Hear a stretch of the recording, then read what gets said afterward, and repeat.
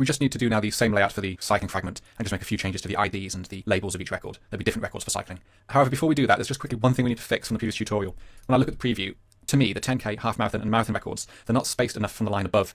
We've got this nice 16 dp between the 5K and the line, but then if you look, the other three records, they touch the line, so we're kind of missing some margin from the 10K, the half marathon and the marathon. So before we go ahead and copy the whole file, which is kind of wrong, let's fix the running fragment and then we can go ahead and copy that file. So in the fragment running, I'm going to scroll down to the first record, so that's the 5K, so no need for any margin for this one, but when I go down to the container for the 10K here, if I just add some layout margin top, and of the same 16 dp that the view above has, you can see that view's got also 16 dp margin top, so 16 dp, and when I look to the right, that looks a lot more evenly spaced. So I'm going to copy that whole line, layout margin top, I'm going to put it in the half marathon container, and also in the marathon container, and a quick auto format, and then when I look to the right, that just looks a little bit better. Okay, so for this tutorial, dead easy, we're just going to copy the whole file and rename it. So if you go ahead and open the project pane, and then find the fragment running either in the folder or you can press the target button. Okay, so fragment running. So you can see we've already got a fragment cycling. If I just go ahead and open the file, you can see it's just a basic layout with a text view saying this is the cycling fragment. So you can do one of two things. You could either go to fragment underscore running, Control A, Command A to select all and then copy it, and then select all in here, delete and paste. You could go ahead and do that, or if I just undo that, you could actually delete the file. So I could do right click, delete, press OK. If you get any warnings saying the file's in use because we are using it in our cycling fragment, you can see there. Well, don't worry about any errors because we're going to create this file again. So I'll show you both ways, just make sure you know what to do. So now I'm going to select fragment running, Command C, Control C to copy the file with it selected, okay? Or you can right click and do copy, okay? Then clicking on the layout folder and right clicking and paste.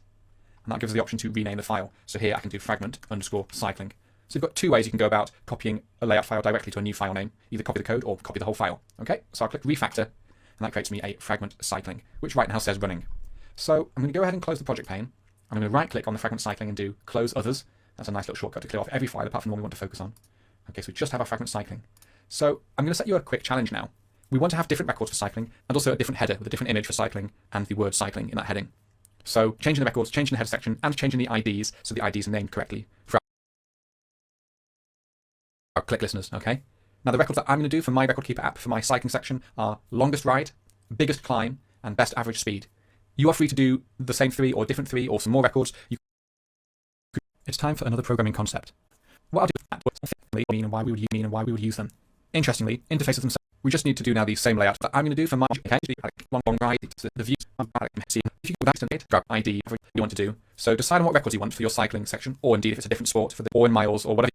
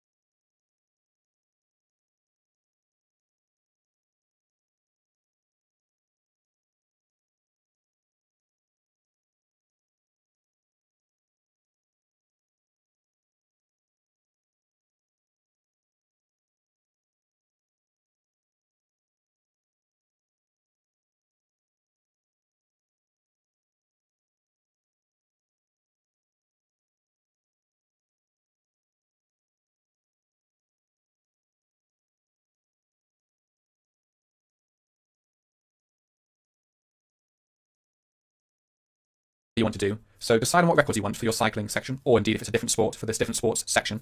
But your challenge is to pause the video now and on your own, without my help, change all the things that you need to change to make this layout unique for the cycling section or whatever sport you have. Okay, it's quite intimidating being a big file with so many elements, so many attributes. You saw in the last tutorial, nothing 9 by 4 members side, these flows for 10, batches, that could be look and for chat, the new answers, the name of the things called, go ahead, and of nice, 150 dp or something. Straight keeper, and straight away I can see that wonderful running fragment. We don't have any values at the moment because we use tools text, so in a moment we'll look at having a little placeholder, a little hint to tell the user to tap to add their first record. And of course it's a little bit bigger than the height of the screen, but it's in a scroll view, so I can scroll it no problem. And also I can switch over to the cycling fragment. And of course that does fit, there's only 3 records. Okay, and that's looking really, really nice. I may decide later on to actually shrink the heading down a bit to maybe 150 dp or something, just so that we do get all 4 records, at least in portrait mode. I'm not a big fan of the user having to scroll in portrait if they don't have to. But yeah, a nice looking UI, lovely image with the gradient effect. So for the most part, that's the layout of both our running and our cycling fragment done, and we're ready now to move over to the fragment code and start developing the clicks and the behavior there.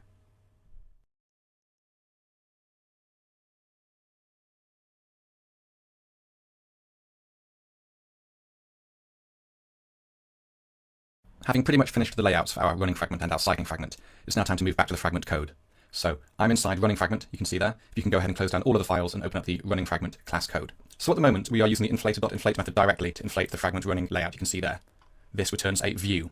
The onCreateView method of a fragment requires a view. It works a little bit differently to activities. In activities we call setContentView, but remember in fragments we just return a view in the onCreateView method. And again, if I command click on the inflate method of the inflate.inflate, so control click, command click this, a bit of Java code, a bit of complicated Java code at that, but you can see public view. So this method returns a view. Okay, I'll just close this down again. So we've recently learned how to use view binding, the current best practice way to handle views in our layout code, rather than find view by ID or the Kotlin X synthetic thing. So we don't really want to be using this, we want to use our binding. So first of all, let's take a look at our main activity code, see how the binding that we've already set up works in main activity, just as a reminder, and then we'll come back into our fragment code and get it set up, looking at the 1 or 2 differences of using view binding in fragments. It's very similar to activities though. So I'm going to shift into main activity, so shift, and I'll type main activity. So we did a couple of things. We declared a late init variable, a variable which we're going to initialize later. So late init variable, we just called it binding, or you can call it anything that you want. And it's of type activity main binding. And this variable name will pretty much be the name of the layout in uppercase. So activity underscore main becomes activity main binding. I'll just quickly show you in the project pane. So project, and you can see in the layout folder, activity underscore main, so capital A for activity main binding. And remember, this binding class, this useful bit of code that's generated for us with all of our views inside, this exists because in our build.gradle in the app folder, if I just scroll up, you can see build features view binding true. So because we have that, we have access to all of these binding classes. So we're going to need to make a binding variable like this in our running fragment. We can do the late init var, same thing in our fragment running binding. And then in the method where the activity or the fragment is created, we can assign that binding. So in activities, we do activity main binding.inflate, and we just give it the layout inflator. So in a moment in the fragment, we're going to see how it's slightly different. We'll have a quick recap of how fragments attach themselves to activities, just so we know fully what's going on and why the code is what it is. And then of course, in activities, we set content view by doing the binding.root, and the root is the top element of the layout file, the parent, the root element, and that will be a view. So similar but not the same in fragments, but there's our recap. So let's go ahead now and do the view binding in the fragment. So I'm going to close my activity. So the first thing we're going to do is, at the top of the class, declare our binding variable. So make a few line breaks, and then above onCreateView, let's declare a private variable. We only want this class to see it. Private, late init var, you can autocomplete that. Again, we'll just call it binding, keep things nice and consistent. We can start to generate our own styles and patterns by naming the same types of variable the same thing. This is good practice. And this will be of type fragment running binding. You can see there the fragment underscore running layout file. So the name of the generated code that the view binding makes for us is fragment running binding. And you can go ahead and autocomplete that. So we've declared the variable. The second thing to do is actually assign it. And rather than doing it in onCreate, like we do in activities, best practice is to do it in onCreateView. So at the top of the method block, but before the return line, let's do binding equals. And again, we start by typing the name of the binding class. So we'll do fragment running binding. And you can see we've got a few methods to choose from there. .bind, well, we'll ignore that one. But we've got 2 .inflate methods. .inflate, where we just give it a layout inflator, like we do in the activity, and the second one down. Layout inflator, parent, and you can just about see attached to parent boolean on the right side of the screen. So this one here with 3 arguments, the 3 parameter method, inflator, parent, attached to parent. Where have we seen this before? Well, if I just escape out of this, if you look on the line below, return inflator.inflate, a layout name, container, and attached to root. So not the same, but very, very similar. We have these 2 extra arguments, these 2 extra parameters. The container to inflate the code into, to actually put the views inside of, and then whether or not we attach it to this container. But remember, we don't say true, we say false, because we're not attaching to the container, we're actually attaching to the activity. So that's really, really important. So recapping that bit of knowledge about this inflator method from a few tutorials ago, we actually do use the 3 argument or the 3 parameter method in this binding class. So if I just do that again, fragment running binding, and I can autocomplete the, well, you can autocomplete either of the methods, but I'll choose the one with 3 parameters, inflator, parent, and attached to parent. So rather than the below method where we give the name of the layout file, this fragment running binding class that we're using, it already knows what the layout file is, so we don't need that. So instead it actually needs the layout inflator. And remember, we have this above in the onCreateView parameters. Can you see there? Inflator, layout inflator. So we can pass this inflator that's given to us from the activity. We can pass this straight in for the first argument. So we'll just say inflator. But we must do the 3 parameter, the 3 argument method you can see on the second line of the prompt there. So if I do a comma, so the parent is going to be that container in the activity layout code, that fragment container. And remember, this is given to us again in the method above. You can see the word container. So this fragment is created, and we have access to that fragment container. So that will be our parent. That will be the thing that we inflate this code into. So we can go ahead and just type the word container. And then again, we ask the question, do we want to attach to this container, attach to this parent? And the answer is no. We want to attach to the activity, but not directly to this container. We just want to inflate the views, to put the views inside the container. We don't want to attach to it. So we say false, and then that is done. We have made this binding variable, this fragment running binding, with everything that it needs to be used in a fragment. Slightly different to main activity, we do these two extra parameters, container and false for attached to parent. So go ahead now and delete this return line. And we're not going to return that inflate.inflate thing. We're going to return the root that lives inside this binding variable. So we can type the word return, and then we can now use this binding variable, and then it's binding.root. And that will be the root element of our layout file. And as you can see there, it knows it's a scroll view. If I just command click or control click on this .root, that will take us to our layout file, and you can see that the root element is indeed a scroll view. So if I close that, this fragment running binding class is pretty clever. It knows what the root variable is. So we're returning the root view of that layout file, and that is all we need to do to set up view binding in our running fragment. And as an added bonus, this nullable return type, view which can be null, well, now Android Studio knows that this binding.root will never be null, one of the many advantages of using view binding. So we can actually get rid of the fact it's a nullable returned view. It's definitely not going to be null. So you can go ahead and delete that yellow warned question mark there. So that's all we need to do to use view binding in fragments. I thought it'd be worthwhile just going over a couple of the previous concepts to do with this view binding class, why we have access to this because of our build.gradle, and also looking at that 3-parameter version of the inflate method that we inflated into a container, and always doing false for attached to parent. Okay, but that is view binding in fragments.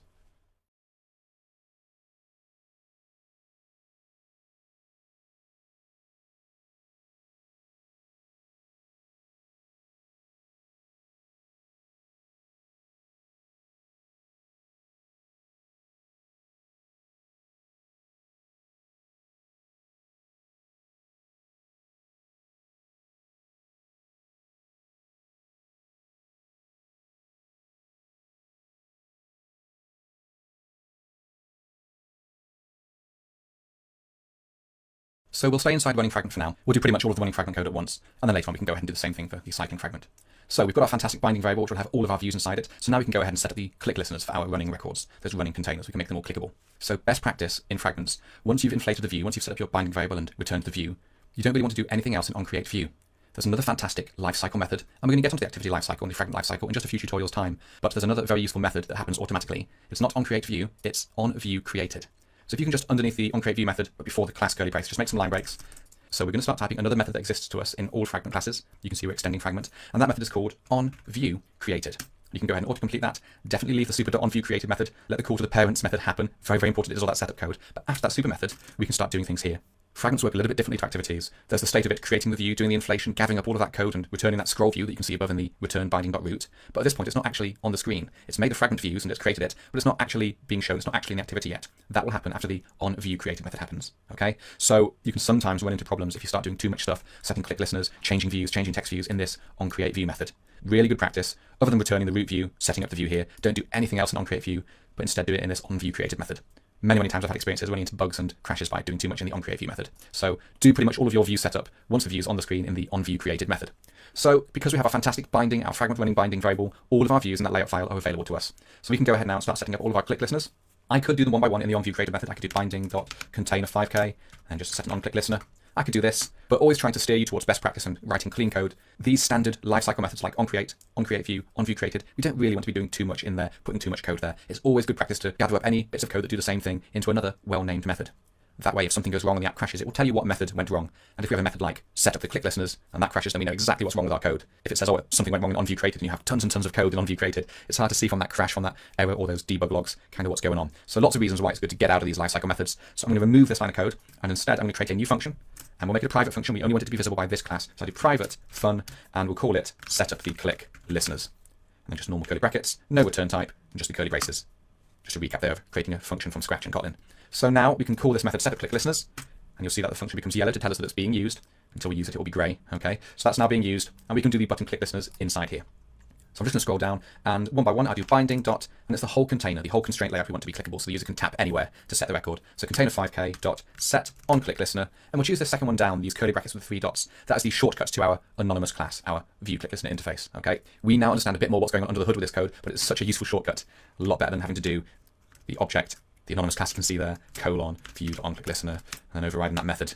Okay, that's quite a lot of hard work. So we let Kotlin use that wonderful shortcut, that lambda, that kind of does it all for us. Okay, but at least we know what's going on under the hood there. So there's our click listener. I'm going to go ahead and duplicate this 4 times, or 3 more times. So Command D, Control D, 2, 3, 4, and just change the container. So we'll do container 10k, container half marathon, and then container marathon. So we have our 4 container variables, and we've set a click listener, but we just have some empty brackets. We're not really doing anything at the moment. So we need to have a quick think about what we want to happen when the users click on these records. It might be possible to click and something happen in the view and something changes to an input field, but that might be a bit fiddly. What's going to be best, I think, is quite simply when you tap on these containers, it moves to a brand new activity, a brand new screen. It's going to pop up and sit on top of these fragments. And in that activity will be a couple of fields where you can set the value and the date and then save or delete or that kind of thing. So we'll have it that when the user clicks on the record, it navigates to a new activity. We won't set up the activity and do all the layout and all the code for that for the time being, but let's just quickly make a blank activity just for our running records, not for our cycling records, and then we'll have these click listeners navigate to that new activity. This is a recap. We've made many activities before, should be fairly straightforward to do. So in the project pane, I'm just going to move over a little bit. I'm going to right click on the main package, my record keeper package, and do new activity and always empty activity. Keep things nice and simple. And I'm going to call this my edit running record activity. Okay, a bit of a long name for an activity for a screen, but nice and clear, nice and descriptive. And I'm happy for the layout name to be activity_edit running record. That's fine. And we leave it in Kotlin and we can click finish. So quick and easy making a new activity using the activity wizard. And you can see we have a brand new activity class here and the layout file, which is just completely empty. We can go ahead and put a quick text view in here just so we can have a little play with this in a second. I'll do wrap content. I'll just constrain it top to the top of the parent, start to the start of the parent. That'll do just in the top left. And I'll put some text that says this will be where we'll edit our records, or running records rather. Just something that we can see when we have a play with this in a moment and run it on the emulator. So yeah, we've got our running layout file and our running activity code here, but otherwise we'll just leave this for now. So now we have an activity to navigate to. This will be where we'll